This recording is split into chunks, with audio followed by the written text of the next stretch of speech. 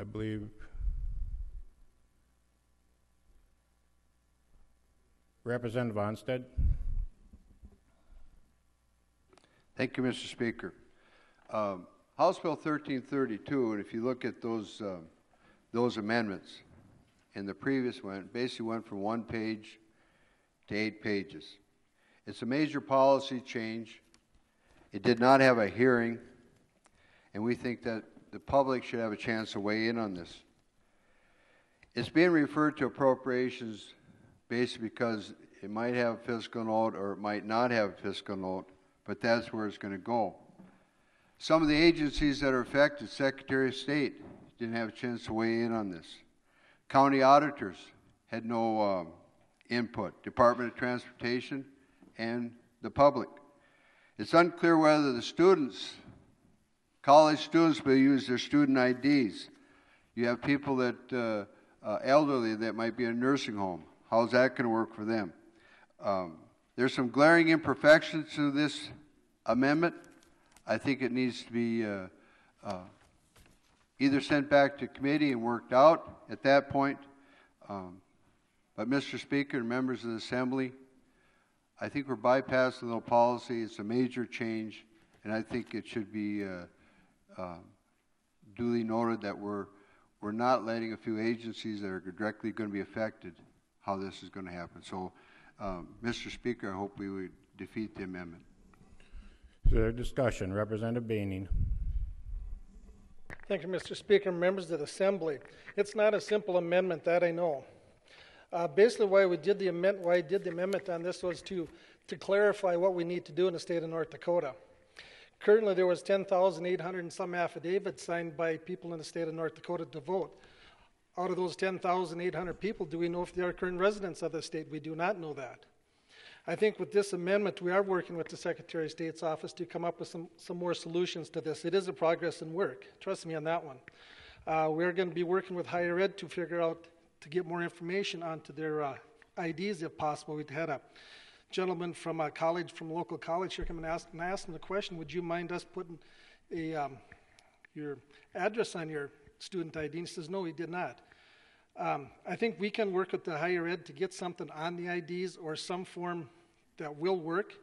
You know, it is a process, and I know we don't want to disenfranchise these college students. We do want to know where they live. I mean, that's, you know, pretty basic stuff we need to do to vote. You need to have an ID to buy a pack of cigarettes. You need to have an ID to cash a check. Where don't you need to have an ID? You got to have ID to get on planes and so forth. There's only, I think it was approximately about 40,000 people in the state of North Dakota that do not have IDs. So we are also in the bill, in the amendments that are before us, we will be purchasing or we will be paying for photo IDs for the ones that cannot afford them, that are non-driver's license connected. I think that's an important part of this bill. We want to make sure everyone has an ID. We are trying to work on language to figure out what we can do for the people that are in nursing homes, homebound and so forth. You can get a non-photo ID through the Department of Transportation as well. We know there are a lot of things that need to be fixed in this bill, and that's why we're working on it. It is a work in progress. And when the bill does go to appropriation, we can also amend down there to get some of these finer things on there if we need to. So, Mr. Speaker and members of the Assembly, I think this is an important piece of legislation. There are other states around the country that do require a photo ID to vote. I mean, it is one of our it is our most important constitutional right to vote. And that is something we don't want to infringe on anybody. We want them to vote. We want them to have an ID to vote. We want to make sure that the person voting is who he is. I can sign an affidavit and I can vote in any precinct in the state of North Dakota without a photo ID. Do we know you live there? We don't know that. We are working, like I said, we are working with higher ed. We've got it working with them, working with the Secretary of State's office. I think once it gets going, there is some provisional language in there that gives the Secretary of State some leeway to go forward with this. We're also going to accept tribal IDs. They have a lot more information on there, from my understanding, than we have on our current driver's license. I haven't had an opportunity to see one yet, but we're working with all parties that are out there. So, Mr. Speaker and members of the Assembly, I'd move the adoption of the amendments. Is there further discussion? Representative Mock. Thank you, Mr. Speaker, and members of the Assembly. I only rise because, first of all, in the last 3 minutes, we've had more debate on the amendments than have even been presented before the committee, and I think that's the part that concerns us the most. This is not to debate whether the merits of the amendment are in order. This is perhaps the bill sponsor and the individual who proposed the amendments are onto something significant. Maybe this is something that we as an Assembly need to address. But I want to note that the bill was introduced that would simply change the time in which residency is declared. It's not that it's 30 days prior to Election Day, but instead, as the bill was written, that you are considered a resident if you are in that district 30 days prior to the time when absentee ballots go out. So to make it 70 days. The amendment that we have before us is going to completely change the way we handle voters in our state. And it's going to require that you have an ID. So all those who testified in support or in opposition of the bill, they were testifying on the bill as written. The amendment we have is a significant change in policy, and it may have a significant fiscal impact. If this is an idea that needs to be considered, and if this is the right thing for North Dakota, then I say we reject the amendments today. If the bill passes as it was written, that we send it over to the Senate and give them a chance to weigh these amendments with the agencies that are impacted and get public input. This is not to debate the merits of voter ID, but instead to make sure that this this idea is thoroughly vetted and that we weigh all of the pros and cons and the potential fiscal impact. So, Mr. Speaker, I thank the committee and for their work on this. I thank the bill sponsor for bringing this idea forward. But with all due respect, Mr. Speaker, I think that we are making potentially passing an amendment without giving it the hearing and without you having all the information available to us. I think we need to give this idea a little bit more consideration. So with that, Mr. Speaker, I request a verification vote. Verification vote will be granted. Further discussion. Representative Kay Koppelman. Mr. Speaker, thank you. Would Representative Mock yield to a question? Representative Mock, would you yield to a question? Mr. Speaker, I will. Representative Koppelman. Well, Mr. Speaker, thank you. And Representative Mock, I've been here for a while. Maybe I've missed something. Do we ever have hearings on amendments? Mr. Speaker, if Representative Koppelman can repeat the question, I'm sorry I missed the last part.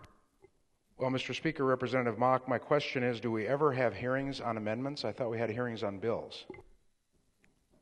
Mr. Speaker and members of the Assembly, my point is that we have hearings on the bills and that we amend the bill to really stick with the merit and the intent of the bill as it was written. My understanding is this was a bill that was introduced that would merely change the time that residency was established. The amendment before us that we are about to approve or to not approve will change the bill from being an establishment of residency to the requiring of identification at the polling location and has no change in residency. So, Mr. Speaker and members of the Assembly, we don't have hearings on amendments, but we do have public input, and we try to make these amendments to place the amendments in consultation with those that are most directly affected. And in my opinion, that's many state agencies that I think were left out of this process to make sure that this was the best amendment moving forward. Well, thank you, Representative Mock. Mr. Speaker, would Representative Mock yield to another question? Representative Mock, would you yield to another question? Yes, Mr. Speaker. Representative Koppelman. Thank you, Mr. Speaker. Representative Mock, when bills are re-referred to the Appropriations Committee, would the Appropriations Committee have a hearing on the bill? And if the bill is amended, would they have a hearing on that amendment? Representative Mock. Well, Mr. Speaker, my understanding is that the Appropriations Committee doesn't specifically have hearings, especially related to the policy of a bill. This is related to an appropriation. Re-referring a bill that does not have a fiscal note to appropriations for cleanup and further consideration is not the intention of that committee. That if we as policy committees need to be vetting these ideas and working with the agencies and not sending that to the Appropriations Committee to refine the policy. Mr. Speaker, thank you, Representative Mock. Mr. Speaker, would Representative Mock yield to another question? Representative Mock, would you yield to another question? I think a telephone call would have been shorter, but yes, Mr. Speaker, I'd gladly. Representative Koppelman. Thank you, Mr. Speaker. Representative Mock, if we pass a bill amended in the House of Representatives, it goes over to the Senate, as I understand it. Would there be a policy committee in the Senate that would take that bill up as amended and have a public hearing on it? Mr. Speaker and Representative Koppelman, members of the Assembly, no matter what form this bill, whether it passes this Assembly or not, it will go to the Senate for hearing. My point, and I think that the point that we as an Assembly have established, is passing legislation. You cast a ballot one way or the other. To do so without feeling comfortable that that bill as written can become law is poor policy and planning on our part. I think that the hearing was on the bill as it was written, that if this is truly an idea that merits change and further consideration, that the bill sponsors and those who like to see this idea move forward propose the amendment at the beginning of its hearing in the Senate and work with those agencies directly impacted so that they can decide whether or not the amendment should be engrossed to the bill and then work it out in conference committee. Mr. Speaker. Thank you, Representative Mock. Mr. Speaker, may I continue? You may continue, Representative Koppelman. Thank you, Mr. Speaker and members of the Assembly. I am not a sponsor of this bill. I don't serve on the committee where the bill was heard. I have not read the amendments or the original bill, so I don't know what the details are. It seems to me that it's a voting bill and that the amendments have to do with voting, so I presume, and the committee or its chairman can correct me if I'm wrong, but I presume it's germane, which is our main rule in the legislature, is that amendments be germane to the bill they're attached to. It seems to me, Mr. Speaker and members of the House, that if we are going to object, we have, you can look at the sixth order today and see a number of amendments. I don't think there were hearings on any of those amendments because we don't do hearings on amendments. So if the objection is we should reject an amendment because there was no public hearing on it, first of all, that would be maybe a better argument, although perhaps an equally invalid one if we were in the second half of the session after crossover, when there's not going to be another public hearing on a particular bill. In this case, as we just demonstrated, there will be. So, Mr. Speaker, members of the Assembly, again, I'm not speaking of the merits of the amendment, but I think it's bad procedure if we get into the habit of saying, let's not amend a bill because there wasn't a hearing on the amendment. That's what we're here for. We hear bills. If we see things in bills that need to be corrected or changed, or if we think as legislators we can improve them with an amendment, we do that. And that has to pass a vote of the committee, and it has to pass a vote here on the floor. But I don't think the reason, if you want to object on substance, that's one thing. But to object simply because there was no hearing makes no sense, and it would be a full-time legislature if we heard every amendment in a separate public hearing. So, Mr. Speaker, members of the Assembly, I think we should pass the amendment and move on. Representative Delzer. Well, Mr. Speaker and members of the Assembly, appropriation does not necessarily have a full hearing, but we always take input from anybody who wants to leave written testimony.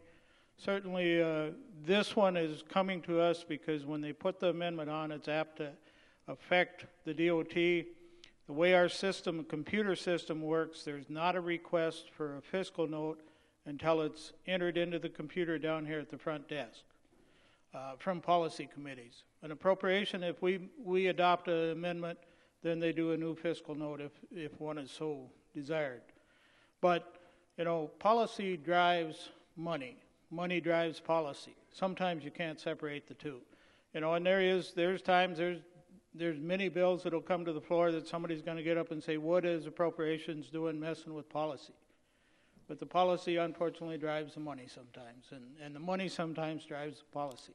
It's a gray line that's really hard. It's always been a question, always will be a question. But if these issues, if the Secretary of State and DOT has some issues with the bills, they can certainly let the Appropriations Committee know what their concerns are. Representative Onstead. Thank you, Mr. Speaker. Will Representative Kay Koppelman answer a question, please? Representative Kay Koppelman, you yield to a question. Mr. Speaker, I'll certainly try. Mr. Speaker and Representative Koppelman, when an amendment is offered in committee, do we not allow the rest of the committee to discuss it at that length of time? Representative Koppelman. Well, thank you, Mr. Speaker. Representative Onstead, in the committees I've been on, usually if an amendment is offered, there's discussion in the committee on the amendment. That's true. Mr. Speaker, may I continue? You may continue, Representative Onstead. This amendment was offered. No discussion was allowed. It was basically 5 minutes, and the meeting was closed. And so to go to the idea that we're going to well discuss this thing, it was not. And then to turn it on and send it on further, and we have all these unanswered questions, and Representative Baining mentioned those. Well, we're going to work with the Secretary of State. We're going to work with the tribes. We're going to work with the higher ed. Those are typical questions should have been asked in the policy committee, and I think the way we're going about this is wrong. And Mr. Speaker, I think we should refuse the amendment. Thank you. Representative Baining. Thank you, Mr. Speaker. When I got up and offered the bill in front of the committee, I explained the bill that was before us, 1332, what it stated. And also during the introduction of the bill, I said we were going to bring in a hog house amendment to do just what the bill is doing. So there was time to bring in other people to come in and testify in front of this. I think my chairman would have probably opened it up. I can't speak for him, but I would have certainly liked, if somebody would have wanted to get up. It was brought up that morning, and I did say that I'm hog housing the bill. It was no surprise to anybody in committee when we passed the amendments the following day. I said at the opening, when I opened it up, I says there will be a hog house amendment, and I explained what was going on, and the amendments were put on the following day. So it was not really any surprise when we put amendments on. We did discuss it. So, Mr. Speaker, I'd move the amendments again. Representative Casper. Thank you, Mr. Speaker. Members of the Assembly, it's interesting to hear opinions of people who weren't at the hearing, such as there was no discussion or debate allowed on the amendment. That's false. As Representative Baining indicated, he discussed with the committee the day before the amendment was adopted that he was going to bring the amendment in. He explained what the amendment was going to do. So that gave anyone who was concerned about the amendment that day and the next day to have people come in because we reopened the hearing on the bill. Once the amendment was adopted, we then had committee discussion. And did we have objection to the amendment? Sure we did. And the objection generally was around not enough time.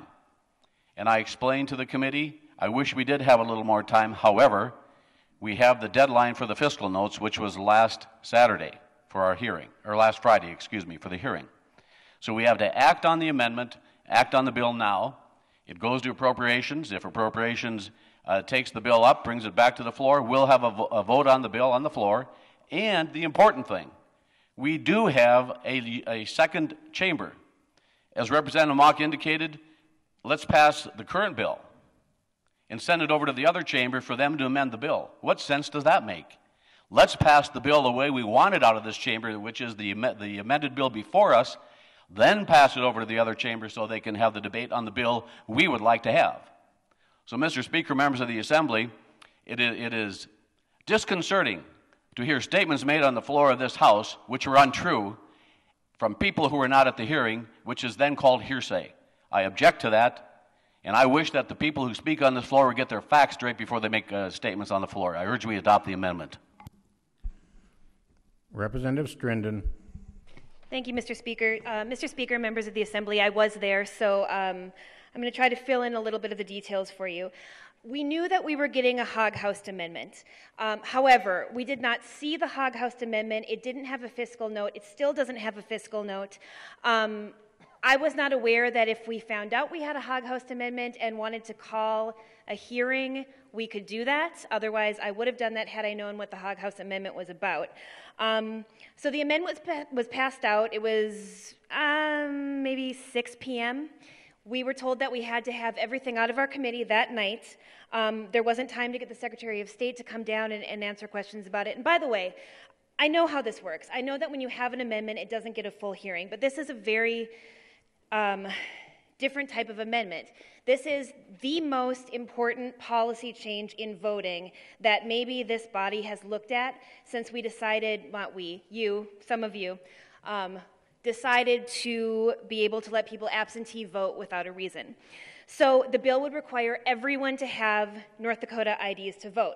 Like I said in committee, it might actually be a really good idea. I had 5 minutes to think about it, so I wasn't sure. What I wanted to know, and I hope Representative Delzer does in appropriations, if this passes, is get the Secretary of State down there, ask them all the questions that need to be answered.